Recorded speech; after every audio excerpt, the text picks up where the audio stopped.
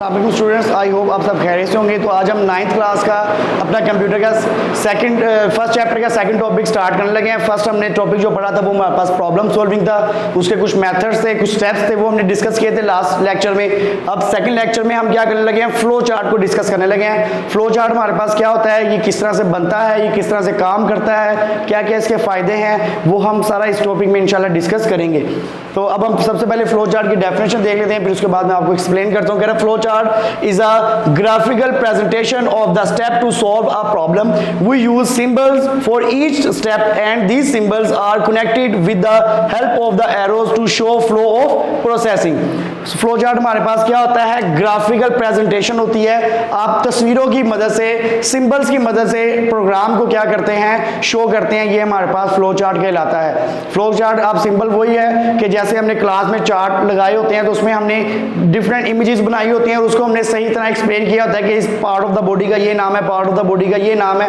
तो ये भी फ्लो चार्ट भी हमारे पास प्रोग्राम का एक तरह का वही चार्ट बनता है जिसको हम फ्लो चार्ट कहते हैं। इसके अंदर हम जो हमारे पास एल्गोरिथम होता है उसको हम फ्लो चार्ट की मदद से क्या करते हैं, शो करते हैं। कुछ स्टैंडर्ड सिंबल्स होते हैं जिसको हम क्या करते हैं, इस्तेमाल करते हुए इस फ्लो चार्ट को बनाते हैं। तो एल्गोरिथम किसको कहते हैं, तो लास्ट लेक्चर में मैंने आपको बताया था कि एल्गोरिथम हमारे पास होता है कि फाइनाइट स्टेप्स हमारे पास होते हैं, लिमिटेड स्टेप के अंदर हमने काम करना होता है, वो हमारे पास क्या कहलाता है, फ्लो चार्ट कहलाता है। लिमिटेड स्टेप्स होने चाहिए और स्टेप बाय स्टेप जो आपने काम करना हो प्रोग्राम का एल्गोरिथम बनता है, फिर उसके बाद हमारे पास फ्लो चार्ट बनता है। तो एल्गोरिथम में हमारे पास टोटली प्रोग्राम होता है लेकिन उसको हमने स्टेप बाय स्टेप लिखा होता है कि पहले हमने ये काम करना है, फिर ये करना है, फिर ये काम करना है, तो वो हमारे पास एल्गोरिथम होता है। उसी को हम क्या करते हैं, फ्लो चार्ट में बनाते हैं।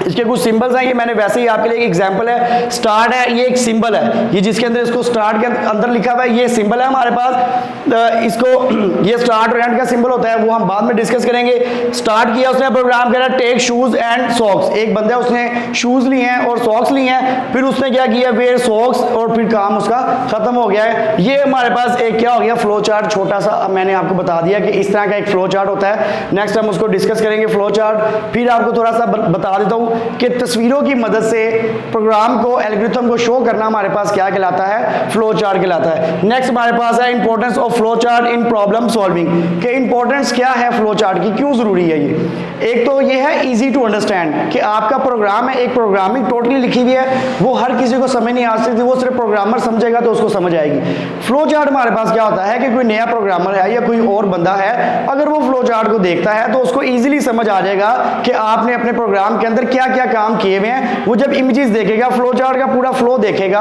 उसमें शेप्स बनी होंगी, उसमें टेक्स्ट लिखा हुआ होगा, तो उसको समझने में क्या हो जाएगी, आसानी हो जाएगी।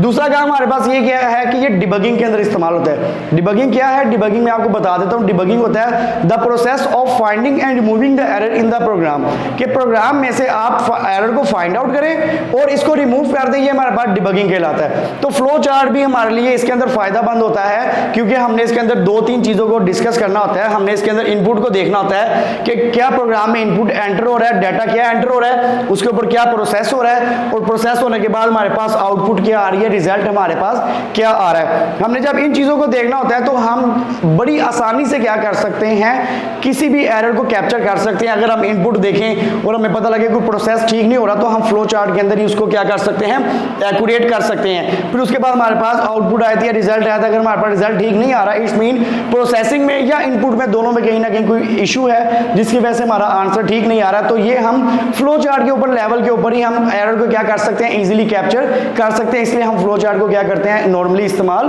करते हैं। फिर हमारे पास है determining requirements for a flow chart, कि क्या क्या रिक्वायरमेंट्स है, क्या क्या चीजें होनी चाहिए।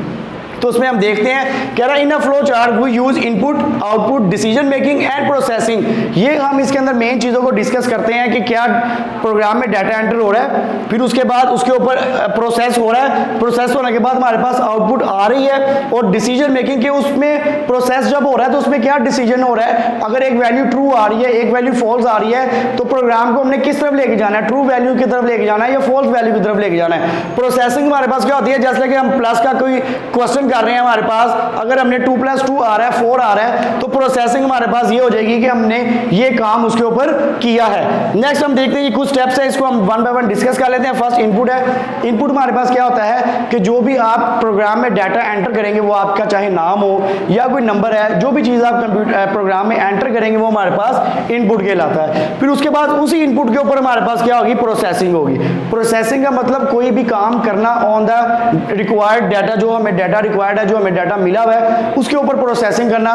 फॉर एग्जाम्पल 2 + 2 करना है, तो ये हमारी तरह की प्रोसेसिंग है। इनपुट हमें 2 + 2 हुआ है कि आपने 2 और 2 को क्या करना है, ऐड करना है, तो प्रोसेसिंग में हम 2 + 2 कर देंगे। ठीक हो गया। अब डिसीजन मेकिंग में होगा कि डिसाइड करना है कि करना क्या है, तो ये जस्ट लाइक इसके ऊपर प्लस का ऑपरेशन परफॉर्म करना है, तो हम इसके ऊपर प्लस का ऑपरेशन परफॉर्म कर देंगे। कंप्यूटर खुद क्या करेगा, उसके ऊपर प्रोसेस का ऑपरेशन परफॉर्म कर देगा।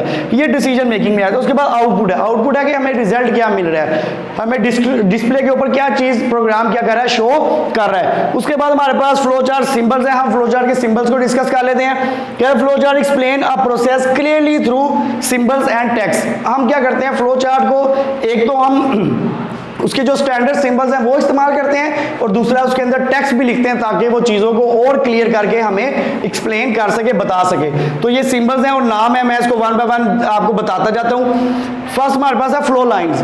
फ्लो लाइन जैसे आपके पास कीबोर्ड के ऊपर बटन होता है up down left and right करने के लिए किसी वेबसाइट को या पेज को, उसी तरह हमारे पास ये फ्लो लाइंस होती हैं। ये एक शेप को दूसरी शेप के साथ इंगेज करने के लिए हम क्या करते हैं, इस्तेमाल करते हैं। ठीक हो गया।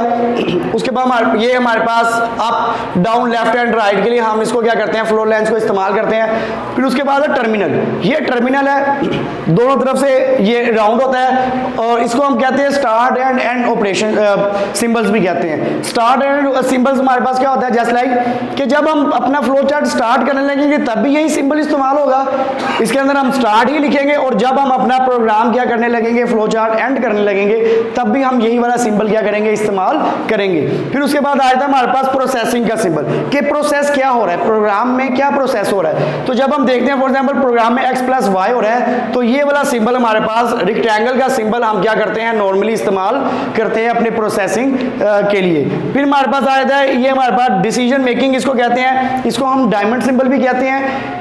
इसके 2 पाथ, इसके 2 ऑप्शंस होते हैं। ये हम वहां पे इस्तेमाल करते हैं जब ऊपर से हमें एक वैल्यू आ रही है। अब ये डिसाइड करेगा कि वैल्यू ट्रू है या फॉल्स है। यहाँ पे हमने कोई इसके अंदर कंडीशन लगा देंगे, कोई भी ऐसा नंबर लिख देंगे, लेस देन ग्रेटर देन में डाल देंगे उसको, कि फिर वो डिसाइड करेगा कि जो आपने इनपुट किया है वो ठीक है या गलत है। तो यहाँ से हमारे पास 2 फ्लो लाइन्स निकलती हैं, ये इसलिए इसके 2 पाथ हमारे पास अवेलेबल होते हैं। उसके बाद हमारे पास ये आ जाता है, ये थोड़ा सा तिरछा होता है दोनों साइड से, इनपुट और आउटपुट का सिंबल इसको हम कहते हैं। जब भी कोई प्रोग्राम में डाटा एंटर करने लगेगा तब भी हम यही सिंबल इस्तेमाल करेंगे, और जब प्रोग्राम से डाटा कोई भी आउटपुट आएगी हमारे पास तब भी हम ये सिंबल इस्तेमाल करेंगे। उसके बाद हमारे पास ये राउंड है, सर्कल है, इसको कहते हैं कनेक्टर। कनेक्टर क्या होता है कि जब हमारा एक फ्लो चार्ट एक पेज के ऊपर पूरा नहीं आ रहा होता, वो 2-3 पेजेस के ऊपर उसने कवर करना होता है, तो क्या होता है कि जब एक फ्लो चार्ट एक पेज पे बन गया, अब आगे भी हमने फ्लो चार्ट बनाना है, तो हम क्या करते हैं, एक पेज को दूसरे पेज के साथ कनेक्ट करने के लिए हम ये वाला कनेक्टर इस्तेमाल करते हैं। इसको हम क्या कहते हैं, कनेक्टर कहते हैं। तो ये आज का हमारा टॉपिक था। इसमें हमारे पास क्या है कि प्रॉब्लम सॉल्विंग में हमने चैप्टर का नाम था, फ्लो चार्ट की डेफिनेशंस थी। फ्लो चार्ट की डेफिनेशंस आपने देख ली कि तस्वीरों की मदद से क्या करते हैं, चीज़ों को शो करते हैं। तस्वीरों की मदद से चीज़ों को क्या करते हैं, शो करते हैं। और फिर हमारे पास यहाँ पे इसकी रिक्वायरमेंट्स है कि इनपुट है, प्रोसेसिंग है, और फिर आउटपुट है, ये सारा। और फिर इसके सिंबल्स आ जाते हैं जो मैंने 1 बाय 1 आपको बता दिए हैं। तो आई होप आपको समझ आ गई होगी। Thank you.